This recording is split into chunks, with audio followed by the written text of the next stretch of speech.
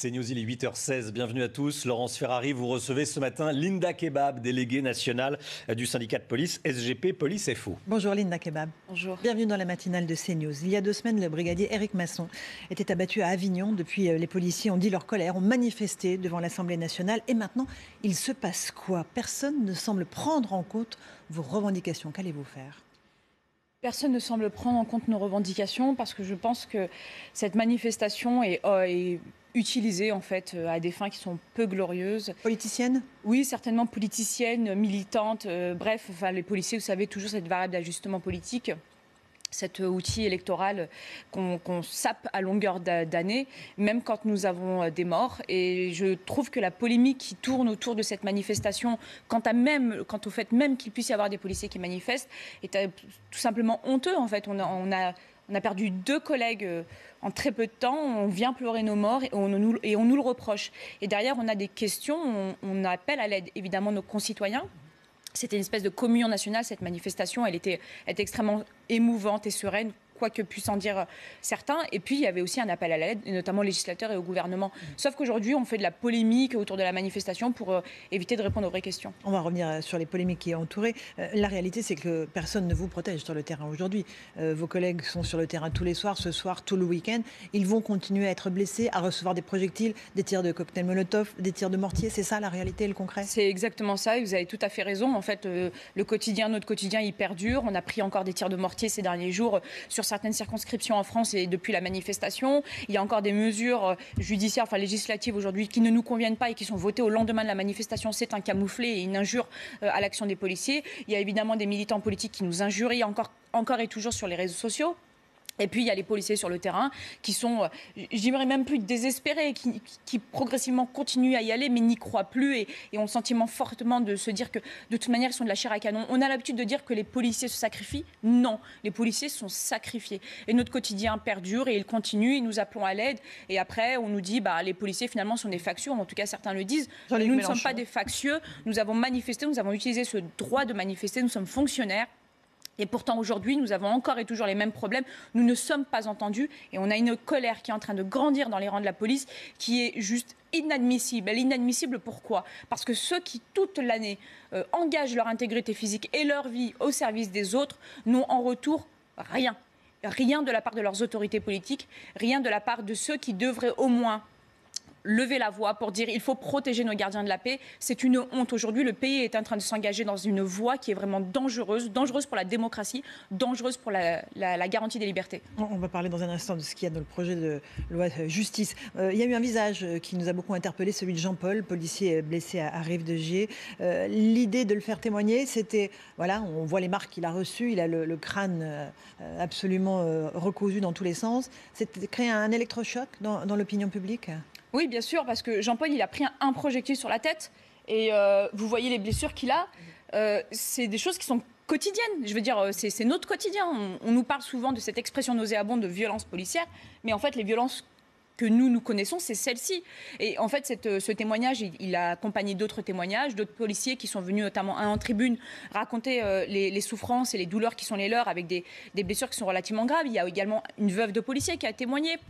Il y a des collègues qui ont perdu un de leurs collègues de patrouille et qui viennent également témoigner. Et puis aujourd'hui, on a finalement cette manifestation qui est pointée du doigt, alors qu'en réalité, c'est ce type d'image qu'il faut retenir. Est-ce qu'on a envie d'avoir des policiers blessés, meurtris dans leur chair, meurtris dans leur âme?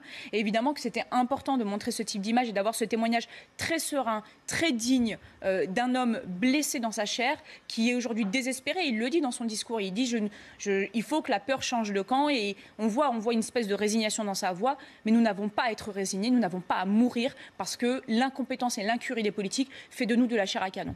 Alors il faut que la peur change de camp et vous renvoyez beaucoup la balle dans le camp de la justice. Il y a des slogans qui ont été entendus lors de cette manifestation. Le problème de la police, c'est la justice. Vous signez sur ce slogan ou pas? Alors moi, il y a 2 choses. Vous connaissez ma façon de faire, Madame Ferrari. J'appartiens à une organisation syndicale et j'en suis très fière, une SGP Force ouvrière, mais j'ai toujours pour objectif de ne jamais commenter les phrases de la concurrence syndicale, puisque chacun est libre de dire ce qu'il veut et ensuite de commenter son propos ou de l'assumer ou de ne pas l'assumer Mais elle a marqué l'opinion publique. Elle a marqué l'opinion publique et c'est dommage parce que moi, je retiens une phrase, c'est celle de Grégory Joron, donc secrétaire général délégué, qui a parlé le premier, puisque c'est par ordre de représentativité au sein du ministère de l'Intérieur que nous avons parlé, l'unité SGP étant le premier syndicat de police, et il a dit « Hors de question de faire le mauvais procès de la justice exsangue en sous-effectif, nous posons simplement le constat du chemin emprunté par notre société au travers de celle-ci depuis 30 ans. » Et encore, il est gentil, il dit 30, j'en aurais dit 40 ou 50. Et en fait, le sujet, c'est là. C'est est-ce qu'on pointe du doigt l'ensemble des magistrats, alors que l'on sait, on ne va pas se voiler la face. Oui, il y a une frange de magistrats qui a fait de la harangue d'Oswald Bodo, donc un texte qui dit privilégier le voleur au policier, qui en a fait une espèce de leitmotiv idéologique pour pouvoir prendre des décisions, c'est vrai. Mais est-ce que c'est vraiment les magistrats qu'il faut pointer du doigt ou est-ce que c'est la politique pénale et ce que le politique a fait de la justice qu'il faut dénoncer ? Et je pense que de dire que la justice est la problématique du policier, c'est finalement renvoyer dos à dos des magistrats et des policiers qui sont dans la même barque, qui parfois ne vont pas pagayer, certes, dans le même sens. Une barque qui est en train de couler, il faut dire la vérité. Monsieur Dupond-Moretti parlait de la barque républicaine, mais moi je vous dis, cette barque républicaine est en train de couler. Mais en réalité, le responsable, il est où ? Il est à l'Assemblée nationale. Il est à Vendôme. Il est parfois aussi à Beauvau. Il est à l'Élysée ? Pardon ? Et il est à l'Élysée aussi ? Il est aussi parfois à l'Élysée. Enfin, je veux dire, on parle là, Grégory Joron parle de ces 30 dernières années. Quand vous avez un président de la République qui va au chevet d'une personne au lendemain d'un fait où il va accuser donc ouvertement les policiers d'avoir commis un viol à l'occasion d'une interpellation dans une affaire de stupéfiants et qu'il va au chevet d'une personne qui accuse des policiers d'avoir commis un viol. Vous parlez du précédent. Du précédent, mais ça a forcément un impact. Je veux dire, la fonction présidentielle, elle continue. Nous sommes sous la Ve République, nous n'avons pas changé de République entre-temps, et pas forcément que ça porte un coup dans l'opinion publique et aux policiers. Quand vous avez un président de la République actuel qui utilise l'expression violence policière et qui fait croire et laisse croire aux plus jeunes que la police exerce une discrimination systémique, il y a évidemment un coup porté aux policiers, et donc c'est la responsabilité du politique. Et je vais en venir même sur des choses qui sont très factuelles, très pragmatiques et qui me mettent aujourd'hui et qui me révoltent et qui me mettent en colère. Nous avons manifesté mercredi, nous en avons appelé à l'aide le législateur. Vous savez ce que le législateur fait hier ? Alors, on a une députée de la majorité parlementaire qui fanfaronne sur les réseaux sociaux et qui est très heureuse de ce qu'elle vient de faire. On a un amendement dans le cadre de ce projet de loi Dupond-Moretti, vous savez, la fameuse confiance dans l'institution judiciaire. Confiance, je ne sais pas de la part de qui, mais certainement pas des victimes et encore moins des enquêteurs. À l'heure où la filière d'investigation dans la police est en crise, on n'a pas assez de policiers enquêteurs. Et d'ailleurs, souvent, les victimes nous le disent. Il n'y a personne pour prendre ma plainte. Mais pourquoi il n'y a personne pour prendre ma plainte ? Parce que les policiers ne veulent plus faire d'investigation. Pourquoi ? Parce qu'hier, la commission, avec l'approbation de la majorité, je dirais même la bénédiction de la majorité et du ministre garde des Sceaux, a décidé de voter un amendement, c'est la présence de l'avocat lors des perquisitions. Vous savez, c'est quoi une perquisition, Madame Ferrari ? C'est la possibilité pour une femme victime d'un viol de voir les policiers aller au domicile du potentiel violeur et aller récupérer des vêtements sur lesquels il pourrait y avoir de l'ADN. Et quand vous allez mettre un avocat payé par le contribuable, et en l'occurrence par la victime, qui va s'asseoir à côté du mis en cause et qui va lui redonner confiance en lui permettre d'empêcher aussi la saisie de certains objets, c'est juste une honte aujourd'hui. On ne peut pas mercredi avoir des policiers dire « donnez-nous les éléments de protéger, les éléments pour pouvoir protéger la population » et de l'autre côté avoir un législateur le lendemain, mais très penaud, en se disant que peut-être le citoyen lambda ne sait pas ce qui se passe à l'Assemblée nationale, va adopter un amendement qui va permettre aux mises en cause de se défendre encore mieux.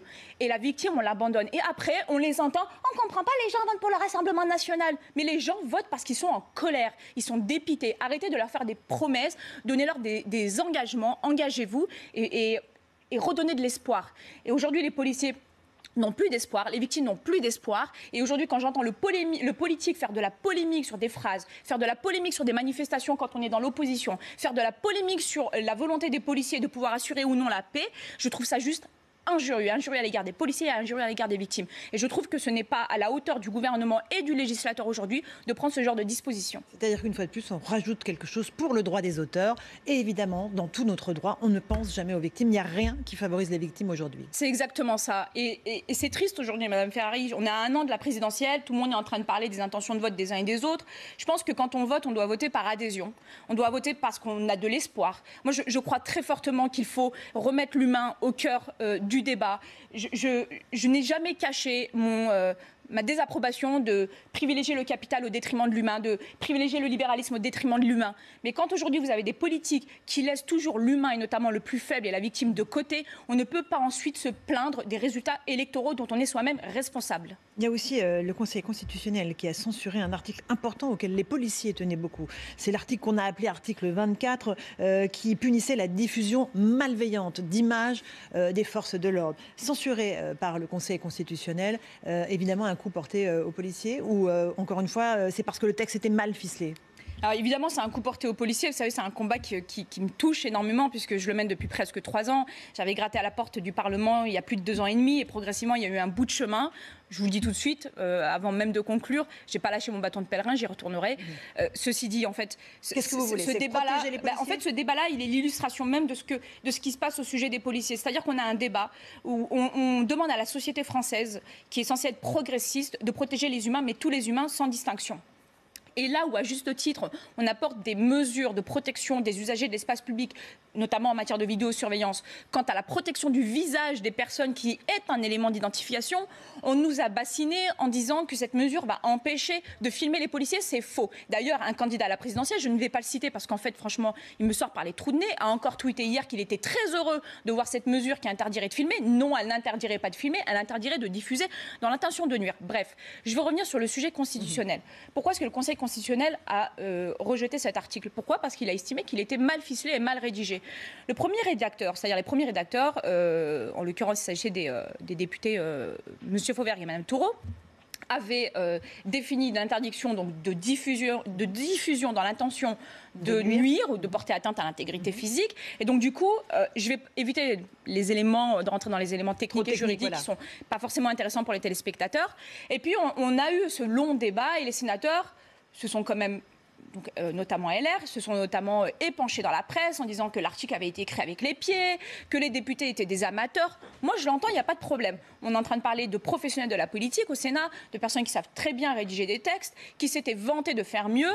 Et moi, j'avais quand même émis un doute à l'époque, puisque le Sénat, en réécrivant l'article, avait retiré en fait l'intention de nuire, ou en tout cas de porter atteinte. C'est seulement l'intention pour créer une nouvelle infraction, c'est-à-dire le but manifeste de porter atteinte. Or, quand on crée une infraction en France, il faut des éléments constitutifs, et notamment l'élément intentionnel, l'élément matériel et l'élément légal. Ce que le Sénat n'a pas fait, c'est-à-dire qu'en gros, le Sénat a défini une infraction dans cet article 24 sans donner les éléments qui le constituent. Ça ne veut pas dire que l'article est rejeté pour l'esprit, c'est juste pour la mauvaise écriture. Donc moi je vais demander au gouvernement de proposer une réécriture par les députés. J'espère que les sénateurs ne feront plus de la joute partisane et de la politique politicienne, histoire de squeezer ou d'envoyer des scuds à la majorité. Ça m'intéresse pas. Franchement, les guerres partisanes, ça ne m'intéresse absolument pas. Je veux juste que cet article 24 finisse par aboutir, et il aboutira. En tout cas, je ne lâcherai pas. Je vous le dis, Madame Ferrari, je ne lâcherai pas.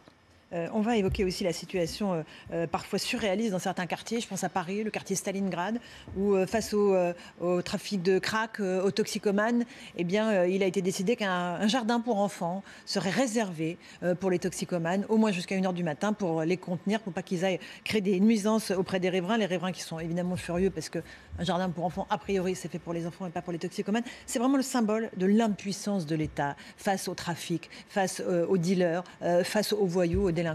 De l'impuissance, de l'incurie, de la complicité, peut-être de la duplicité, parce qu'au-delà de l'échec clair, je veux dire, c'est significatif, là, sous nos yeux, à Paris, la plus belle ville du monde, la lutte contre le trafic de stupes, vous savez, avec ce terme très guerrier, où on va aller chercher 3 barrettes de shit et qu'ensuite on va les exposer devant les médias. Au final, là, en plein cœur de Paris, on a finalement l'illustration même de cet échec dans la lutte contre le stup, contre les dealers qui finalement travaillent impunément quand c'est pas pour continuer à gérer leur trafic depuis la prison. Et puis il y a ce problème de toxicomanes, de personnes qui sont dépendantes, qui sont aussi des victimes. Et ça, c'est un problème sanitaire. C'est le problème de la mairie de Paris, c'est le problème, je suis désolée, on va dire que je tape tout le temps sur lui, mais aussi du préfet de police qui a un pouvoir administratif. Et c'est aussi le problème du gouvernement. Il n'est pas normal que des habitants soient obligés de subir ça. On est quand même dans un pays riche, puissant, avec des moyens, en tout cas là où on veut bien les mettre. Et on a des habitants, des riverains, qui ne demandent pas grand-chose, juste pour pouvoir sortir avec leurs enfants dehors. Enfin, on n'est pas dans un pays en guerre, on doit pouvoir sortir librement. Et on appelle les policiers, pour venir des fois interpeller ces toxicomanes quand les riverains en ont trop marre. Et il faut se battre avec des personnes qui ont des seringues et qui menacent de planter les collègues. On a parfois des collègues qui sont sous trithérapie préventive parce qu'ils se prennent des coups de seringue. Parce qu'évidemment, quand un toxicomane veut prendre sa dose, il est prêt à tout et même à tuer le policier qui essaie de l'interpeller. Et donc du coup, qu'est-ce qu'on fait? On soulève le tapis du square et on met la poussière du toxicomane en dessous et on rabaisse. Et on dit aux gens, vous acceptez, on ne peut rien faire d'autre. Ça s'appelle de l'impuissance, ça s'appelle de l'incurie, ça s'appelle de la complicité. Linda Kebab, vous avez manifesté mercredi. Si rien ne se passe, est-ce que vous êtes prêt à de nouveaux rassemblements?